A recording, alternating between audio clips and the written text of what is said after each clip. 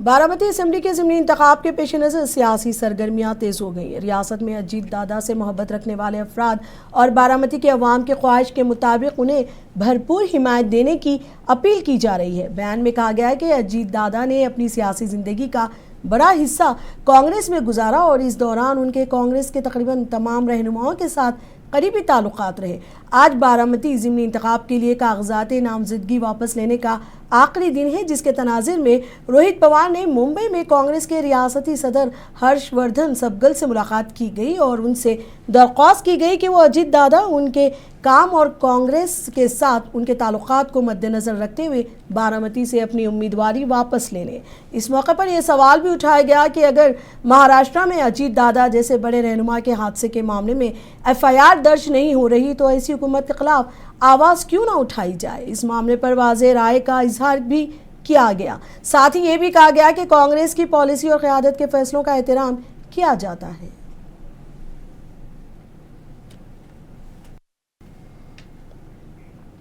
जिसके बाद कांग्रेस पार्टी के इलाकाई सदर ने कहा कि हमारी हमदर्दी की बुनियाद पर उन्होंने अपने उम्मीदवार को वापस बुला लिया है और पर्चा नामजदगी वापस लिया गया। बारामती में वैचारिक संघर्ष, वैचारिक लड़ाई और भारतीय जनता पक्ष के खिलाफ में हमारी जो भूमिका है उस भूमिका को लेकर हमने यहाँ उम्मीदवार उतारा था। हमारा वहाँ अलायंस जो हमारे पार्टनर थे वो यदि चुनाव नहीं लड़ते तो हम लड़ने के लिए तैयार हैं, मगर हर हाल में उसका विरोध होना चाहिए। भारतीय जनता पार्टी जो वोट चोरी के माध्यम से और उसके साथ साथ पैसों के माध्यम से चुनाव आयोग को उन्होंने जेल में डाला है, इन चीजों के कारण से जो चुनावी प्रक्रिया जो है चुनाव प्रक्रिया में बहुत अफरा-तफरी और गलत चीजें वो कर रही है। ये चीज का भी उसमें अहम भूमिका रही और इसके चलते हमने वहां नॉमिनेशन हमारा डाला था और हाल में हमें चुनाव लड़ना ही चाहिए था। इसको लेकर और हमारे महाराष्ट्र के भी नेताओं की क्या भूमिका है ये सब समझते हुए हमने आलाकमान के साथ भी बात की और उसके पश्चात यहाँ पर ये चुनाव हर हाल में लड़ना ही चाहिए था। ये सच्चाई होने के बावजूद एक सभ्यता के तौर पर और एक सहानुभूति के तौर पर इन चुनाव केरल, आसाम और पुडुचेरी में जो वोट डाले गए हैं उन तमाम जगहों पर इंतखाबात पुरअमन रहे और कहीं से कोई गड़बड़ की इत्तला नहीं है। तमाम सियासी लीडरों की किस्मत के फैसले वोटिंग मशीन में कैद हो गए हैं और उनकी धड़कनें तेज हो गई हैं और अब उनको 4 तारीख का इंतजार रहेगा। अब हमारे साथ दिल्ली से जुड़े हैं जावेद रहमानी, सीनियर सहाफ़ी। अब हम उनसे तफसीलात जानते हैं। जी जावेद रहमानी, बताइए कि इस बारे में आपकी क्या राय है? देखिए, बिल्कुल उन उम्मीदवारों को तो बिल्कुल 4 मई तक जो है धड़कनें उनकी मुस्तकिल, वो तो जिंदा रहने की धड़कनें जरूरी है, लेकिन वो धड़कनों में इजाफा भी होता रहेगा। किस कदर पूरा 1 महीना जिस तरह से हम देख रहे थे कि मुल्क ताना माना बिगड़ा हुआ था, हर आदमी आरोप प्रत्यारोप की जो एक सीमा है वो बिल्कुल क्रॉस कर रहा था और कहीं इससे पहले हमने कभी नहीं देखा कि हमारे यहाँ इलेक्शन में कम से कम मर्यादा का ध्यान रखा जाता था, डिसिप्लिन का ध्यान रखा जाता था, जो इलेक्शन कमीशन की गाइडलाइन है उसको फॉलो किया जाता था। लेकिन इस बार पहली बार देखा गया है कि वो तमाम चीज़ें जो हैं वो एक तरह से इलेक्शन कमीशन बार बार चीखता रहा, चिल्लाता रहा कि हर पार्टी की जिम्मेदारी है कि रूल्स को फॉलो करें। लेकिन आपने भी देखा कि किस कदर मतलब लोगों में एक तरह से इंतशार देखा गया। कोई ऐसी मतलब जिसे कहते हैं डिसिप्लिन का तो कहीं किसी ने भी फॉलो नहीं किया।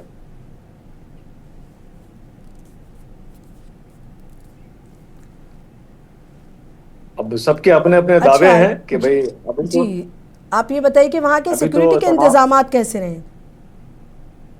नहीं, सिक्योरिटी के इंतजामात इलेक्शन कमीशन ने पूरी मुस्तैदी से किया और मैं देख रहा था कि कहीं किसी तरीके से नाखुशगवार वाकयात की खबर रुनुमा नहीं हुई है। ये एक बड़ी अच्छी बात है।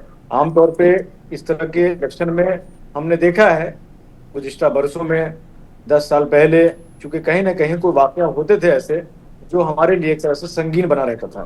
इस बार अब तक मुझे कहीं नजर नहीं आया। जी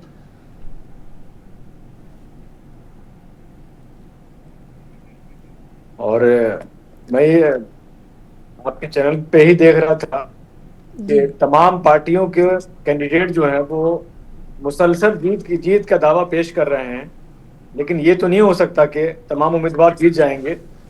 अब तो उनकी किस्मत का फैसला जो है वो 4 मई को भी जब ईवीएम खुलेगा, रिजल्ट आएंगे तो उनको पता चल जाएगा कि मेरी किस्मत ने कहाँ तक साथ दिया है या फिर जनता में वो कितने लोकप्रिय है। जी ये बड़ा खूबसूरत इलेक्शन हमारा जो जमहूरियत है हिंदुस्तान का एक बड़ा पुरवकार और मिसाल दिया जाता है कि इतनी बड़ी आबादी के बाद भी इतना पुरअमन वोटिंग होता है।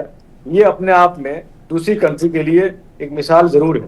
जी, तो सियासी लीडरों की किस्मत वोटिंग मशीन में कैद हो गई है, तो अब उनको 4 मई का इंतज़ार रहेगा। तो इस पर आप क्या कहना चाहेंगे, आपकी क्या राय है? हाँ नहीं, बिल्कुल 4 मई का इंतजार तो रहेगा, लेकिन हर आदमी को पता है कि मैंने एग्जाम में पेपर में क्या लिखा है। तो मुझे लगता है कि उस कैंडिडेट को ये खूब मालूम होता है कि मेरा रिजल्ट कैसा होगा। बाकी ये तो बड़ा ऊहापोह का माहौल होता है, लेकिन सच्चाई ये है कि मैंने जमीन पे कितना काम किया है, आवाम के दिलों में कितना जगह बनाई है, उनके वादे हमने कितने पूरे किए हैं और क्या हमने उनको मुस्तकबिल के ख्वाब दिखाए हैं। ख्वाब तो सब दिखाते हैं, लेकिन वो उम्मीदवार जो उन ख्वाबों पे पूरा उतरे हों गुज़िश्ता इलेक्शन में या गुज़िश्ता में, तो आवाम में एक तरह से उनकी अहमियत ज़्यादा होती है और आवाम यकीनन उनको जो है जीत का ताज पहनाते हैं। जी, शुक्रिया जावेद रहमानी आपका दिल्ली से हमारे साथ लाइव जुड़ने के लिए। अब आगे बढ़ते हैं खबरों की तरफ। भारत का एलपीजी ले जाने वाला जहाज ग्रीन आशा बहिफाजत मुंबई बंदरगाह पहुंच गया है। ये जहाज तकरीबन 15,000 टन एलपीजी लेकर आया है, जिससे मुल्क में तवन्नाई की फराहमी को मजीद मजबूती मिलेगी। हुक्काम के मुताबिक ग्रीन आशा ने अपने सफ़र के दौरान अहम आबी गुजरगाह आबनाए हुर्मुज़ को कामयाबी के साथ अबूर किया। ये रास्ता आलमी सतह पर तवन्नाई की तरसील के लिए निहायत अहम समझा जाता है और यहाँ से गुजरने वाले जहाज़ों की सिक्योरिटी पर खास तवज्जो दी जाती है। जहाज़ की मुंबई आमद के बाद गैस की सप्लाई के निज़ाम को तक़वियत मिलने की उम्मीद है। ख़ास तौर पर घरेलू और सनअती सार्फिन के लिए एलपीजी की दस्तयाबी बेहतर होगी। बंदरगाह हुक्काम के मुताबिक जहाज़ से गैस उतारने का अमल जल्द शुरू किया गया है। शिवसेना यूपीटी के रुकने पार्लियामेंट संजय राउत ने इंतखाबी कमीशन पर शदीद तनकीद की है। राउत ने कहा कि जमहूरियत में अब देखने के लिए सिर्फ तमाशा बचा, लिहाजा बेहतर होगा कि इंतखाबी कमीशन के हेडक्वार्टर पर बीजेपी का झंडा लगा दिया जाए। संजय राउत ने इस बयान को सियासी हलकों में इंतखाबी कमीशन के साथ बढ़ती हुई कशीदगी और हुकूमत पर तनकीद के तौर पर देखा जा रहा है। उनका मौक़िफ़ वाज़ेह तौर पर इस बात की निशानदेही करता है कि वो मौजूदा सियासी माहौल और इंतखाबी शफाफियत से नाखुश है। जिस प्रकार से ट्वीट किया है और तृणमूल कांग्रेस को ही कुछ मार्गदर्शन करने की कोशिश की है, ये मत करो, ये मत करो, ये मत करो, तो क्या पश्चिम बंगाल में सिर्फ तृणमूल कांग्रेस चुनाव लड़ रही है? बीजेपी भी लड़ रही है ना, और भी पार्टी है, लेकिन तृणमूल कांग्रेस को हमने कैसे ठोका है, इस प्रकार की भाषा अगर चुनाव आयोग करता है तो ये सरासर गलत है। और उसके लिए एक तो आपके खिलाफ हमने एक इम्पीचमेंट मोशन लाया था महाशय, भारतीय जनता पार्टी ने उसको रिजेक्ट कर दिया। मैं उपराष्ट्रपति को नहीं बोलूंगा, भारतीय जनता पार्टी ने रिजेक्ट कर दिया, क्योंकि आप भारतीय। रायगढ़ जिले के अलीबाग और मरोड़ जंजीरा में वजीर बंदरगाह माही परोरी नीतीश राणे ने जेडी हिफाजती दीवारों और ब्रेक वाटर के कामों का संगे बुनियाद रखा। इस मौके पर उन्होंने जलसे से खिताब करते हुए कहा कि रियासती हुकूमत को कुली समाज को माली तौर पर मुस्तहकम करने के लिए पुरअज़्म है। उन्होंने कहा कि सिर्फ एक साल में वज़ीर आला देवेंद्र फडणवीस की क़यादत में कोकन के माही गिरों के लिए कई अहम फैसले किए गए हैं। हमारी वजारत ने माहीगिरी को ज़राअत का दर्जा दे दिया है। इस मौके पर वज़ीर नीतीश राणे ने अपनी तकरीर में कहा कि ये हिफाजती दीवार 630 मीटर तवील होगी, जिसके लिए 92 करोड़ रुपए का फंड मंजूर किया गया है। उन्होंने कहा कि ये काम 24 माह में मुकम्मल किया जाएगा।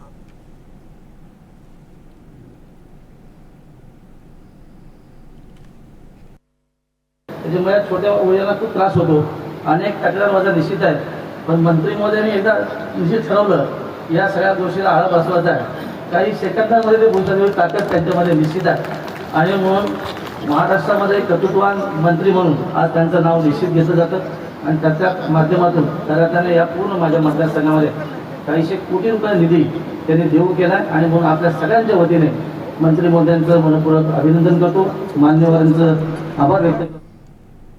आरएसएस के सरबराह मोहन भागवत ने कहा कि आरएसएस ये नहीं चाहती कि तारीख में इसका नाम सुनहरी हुड में दर्ज हो, बल्कि गुज़िस्ता 100 सालों के अपने कामों का पूरा क्रेडिट माशरे को देना चाहती है. मोहन भागवत ने कहा कि आरएसएस का सारा काम रजाकारों की मेहनत पर मबनी है, किसी की अनायत या मदद पर नहीं. उन्होंने मजीद कहा कि इस हिंदू तंजीम के कामों में किसी एक फर्द की कमी या गैर मौजूदगी का असर नहीं पड़ा. ये बयान मोहन भागवत ने नागपुर के रेशम बाग में डॉक्टर हेडगेवार यादगार मंदिर कॉम्प्लेक्स में आरएसएस की तारीख पर मबनी किताब के इजरा के मौके पर दिया. आरएसएस सरबराह ने कहा कि तमाम रजाकारों ने तंजीम की नज़रियाती रहनुमाई के मुताबिक मुल्क की तामीर में अपनी पूरी ताकत लगाई है. उन्होंने मजीद कहा कि संघ ने अपने मकासद हासिल करने के लिए पूरे माशरे के ताउन और खिदमात पर इन्हिसार किया है, न किसी फर्द की शोहरत या कामयाबी पर. इस दृष्टि से यह लेखन बड़ा उपयोगी है. नहीं तो संघ की ये तो इच्छा है नहीं कि इतिहास में संघ का नाम सुवर्णाक्षरों में लिखा जाए. संघ तो श्रेय पूरे समाज को देना चाहता है. संघ का